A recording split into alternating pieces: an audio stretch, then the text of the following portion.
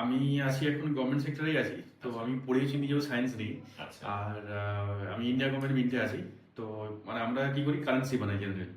তো আপনার প্রথম তো আপনার ওয়াইফ হ্যাঁ। এটার জন্য মানে নিয়ে এসেছিলেন। হ্যাঁ, আর আপনার একটা হাউস ক্লিনজিং হাউস ক্লিনজিং হয়েছিল। তখন তার আগে অব্দি আপনি কি জানতেন যে এরকম এনার্জি হিলিং বা কিছু হয় বা কিছু? না, আমি অ্যাকচুয়ালি রেইকি টার্মটা জানতাম। রেইকি বলে একটা ওয়ার্ড আছে, বাট Okay. এটা সম্বন্ধে ডিটেইল জানতাম না।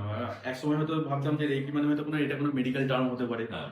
লোকে ট্রিটমেন্ট করা হয়। তো কি ট্রিটমেন্ট করা হয় সেটা এবারে মানে উইথ মেডিসিন না মেডিসিন ছাড়া অন্য কিছু, সেটা আমার প্রসেসটার কোনো আইডিয়া প্রসেসটার কোনো শুধু আইডিয়া নামটা। হ্যাঁ, জাস্ট নামটা জানবো যে রেইকি বলে কিছু একটা হয়। আমার ওয়াইফ আসার পরে যখন আমাদের ওই হোম ক্লিনজিং এর এটা হলো, তো ওটার ডিফারেন্সটা আমি পুরোপুরি বুঝতে পেরেছি। এবং আগে আচ্ছা হোম ক্লিনজিং এর আগে আপনি কিরকম ফিল করতেন? আপনি তো যখন বাড়িতে আসেন মানে অবশ্যই ডিফারেন্সটা মানে আগে কেমন ছিল পরে কেমন হলো? মানে ধরুন অফিস থেকে বাড়িতে এলাম বা সকালবেলা ইভেন মানে বাড়ি থেকে যখন অফিসে যাচ্ছি কোনো না কোনো প্রবলেম, একটা কথা কাটাকাটি ঝামেলা এইসব চলতেই থাকতো। মানে ওভারঅল বাড়ির এনভায়রনমেন্টটা মনে হচ্ছে যেন ঠিক নেই, কিছু একটা প্রবলেম আছে বাড়িতে।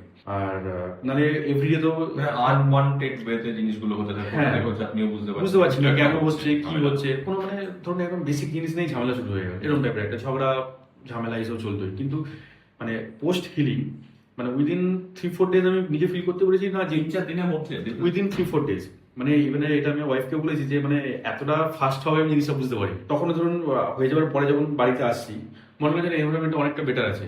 মানে যাদের সাথে ঝামেলা হতো ঝগড়া হতো নিজের ফ্যামিলি মানে তারা খুবই ভালো বিহেভ করছে, মানে মানে মনে হয় যেন রাতারাতি পার্সেন্টটা চেঞ্জ হয়ে গেল। আচ্ছা। তো এটা আমার মধ্যে মানে খুব এফেক্ট করেছিল মাইন্ডে, যে তাহলে কিছু তো একটা মানে পজিটিভ ওয়েতে হয়েছে যেটার জন্য আমি এই ফিল মানে চেঞ্জেসটা আমি লক্ষ্য করতে পারলাম। হাউস ক্লিনিং এ আমরা দেখি মোটামুটি 7-10 দিন লাগে, মানে 3-4 দিন ভেরি ভেরি ফাস্ট। হ্যাঁ, আমরা আমরা ডিপেন্ড করে কিরকম depend করে, এনার্জি হ্যাঁ। রয়েছে। বাট আমার মনে হচ্ছিল যেন উইদিন মানে করার পরে কয়েকদিন পর থেকে মনে হলো যেন জিনিসটা ঠিক হয়ে গেছে, মানে অনেকটা এটা ঠিক হয়েছে। বুঝতে পেরেছি। এখন তো সব ঠিকঠাকই চলছে। মানে যখন কি ইন্টেন্স নেগেটিভিটি থাকে তো তখন ওটার চেঞ্জটা আমরা অনেক ফাস্ট বুঝতে পারি। মুভ করে গেল আপনি নর্মাল জায়গায় চলে এলেন। আজকে তো আপনি এনার্জি রিডিং করালেন। তো এটার এক্সপেরিয়েন্স কিরকম? মানে আপনি রিডিংও তো ডেফিনেটলি আগে কখনো করাননি। না, এটা আমার পুরো প্রসেসটা আমার কাছে ফার্স্ট টাইম। মানে এতদিন শুনেছি বাট আজকে ফার্স্ট টাইম। মানে প্রচন্ড স্ট্রেসড হয়ে আমি এখানে এসেছিলাম, এখন মানে হয়ে যাওয়ার পর মানে পুরো নিজেকে হালকা মনে হচ্ছে, মনে হচ্ছে কোনো হিলিং কিন্তু হয়নি, এটা জাস্ট আপনি ক্ল্যারিটি পেলেন। হ্যাঁ ক্লারিটি বেসিক্যালি, তাতেই হ্যাঁ অনেকটা relief। পেয়েছি, মানে মেন্টাল রিলিফ যেটাকে বলে, মানে ভেতর থেকে মনে হচ্ছে কিছু একটা আমার মানে রিলিফ পেলাম মানে। এটা হয়, আমি না দেখেছি হ্যাঁ। অনেক সময় একটা প্রবলেম হচ্ছে, জানি না কেন প্রবলেমটা হচ্ছে, বাট কেউ আমাকে বললো প্রবলেমটা এই কারণে হচ্ছে, তখন আমার মনে হয় আচ্ছা যখন ধরতে পেরেছি আমার সলভ হয়ে যাবে। সলভ হয়ে যাবে এই আশাতেই হয়তো মানে অনেকটা মানে ক্লিন লাগছে, মানে ক্লিন মানে কিভাবে বলবো মানে আমার হালকা লাগছে। স্ট্রেস ফ্রি লাগছে আমি নিজেকে অনেকটা। মানে ইভেন যখন এখানে আসছিলাম তখন আমার মাথায় অনেক কিছু ঘুরছিল আমার, এখন মনে হচ্ছে পুরো ক্লিয়ার একদম।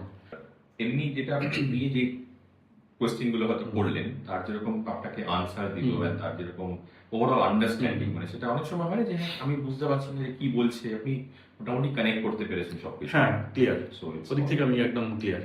মানে আমি ম্যামকে যা যা বলেছি, ম্যাম যা যা আমাকে রিপ্লাই, খুব বেসিক জিনিসই বলেছি, বেসিক জিনিসই মানে খুব সাধারণভাবেই বলেছি, ম্যাম খুব সুন্দরভাবে আমাকে বুঝিয়ে ব্যাপারগুলো বলেছে। রিলেটেড টু ইওর ক্যারিয়ার ছিল নাকি? হ্যাঁ, রিলেটেড ক্যারিয়ার প্লাস আদার্স আচ্ছা। লাইফের অনেক অ্যাসপেক্টও ছিল ওর মধ্যে। তো মানে যেটা আমি এক্সপেক্ট করেছিলাম যে হ্যাঁ এরকম এরকম হবে, তো হয়েছে মোটামুটি। ওকে, হ্যাঁ, দেখা যাক এবার এটা কতটা রেজাল্টটা রেজাল্টটাই পাওয়া হবে। যায়। হ্যাঁ আপনি মানে ক্রিস্টালের জন্য রেকমেন্ডেশন দিয়েছেন নাকি? হ্যাঁ, ওকে, একটা ওই নামটা আমার মনে নেই কি একটা Smoky Quartz। স্মোকি হ্যাঁ quartz। ঠিক আছে, দেখা যাক হুম। কি হয়। এবার আমরাও ওয়েট করে থাকবো কত তাতে হ্যাঁ, হ্যাঁ, এইবারে নিশ্চয়ই। চেঞ্জটা আপনি বুঝতে এইবারে চেঞ্জটা ম্যাম এটাই বললো যে এটা নেওয়ার পর তুমি অ্যাকচুয়ালি বুঝতে পারবে যে কতটা ইয়ে হচ্ছে। আর আপনাদের মনে হয় আপনার ওয়াইফকেও মনে কেউ রেকমেন্ড করেছিল, ওনার ফ্রেন্ড কেউ আছে যারা হয়তো আমাদের ওনার নামটা আমার এই মুহূর্তে মনে নেই, কেউ একজন রিকমেন্ড চাঁদনি করেছিল। চ্যাটার্জি। হতে পারে, হ্যাঁ এক্সাক্ট নামটা মনে পড়ছে না, বাট ওরা ওই স্কুলেরই। মানে ওটাই হয় না, আমরা এই ফিল্ডে দেখি যখন কাজ করি না, মোর দ্যান 70-80% যারা এনকোয়ারি আমাদের কাছে করছে কেউ না কেউ তার জানাশোনা লোক জানাশোনা রেজাল্ট পেয়েছে, হ্যাঁ সেখান থেকে ওই যে বেসিক্যালি এইভাবেই জিনিসটা আসে। হ্যাঁ, হ্যাঁ। কেউ একজন ভালো, কারোর জন্য একটা ভালো হলে কি মনে হয় যে না যে এই জিনিসটা আমার জন্য ভালো হয়েছে, তো অবভিয়াসলি আরো কেউ এটার উপকারিতাটা পাক। কারণ যে প্রবলেম গুলো নিয়ে লোকজন আসছে তার অন্য কোনো সলিউশন নেই, কিন্তু আপনার বাড়িটা কন্ডিশন আপনি কি করবেন, সেটা না কোনো ওষুধ হয় অন্য কিছুই মনে হয় নেই, আমি তো মানে রাতের বুঝতে পারছিলাম না যে কি হবে, কেন হচ্ছে, মানে ওইখান থেকে আমি বেরোতে পারছিলাম না যে কেন হচ্ছে, মানে এটা সলিউশন কি। তো তারপর এট দ্য টাইম সলিউশনও পেয়ে গেলাম, এখন সবকিছু ঠিকঠাকই চলছে। আর আপনার এইবারের প্রবলেম গুলোর সলিউশনটা হোক, তারপর আমরা আবার কথা বলবো। নিশ্চয়ই, হ্যাঁ।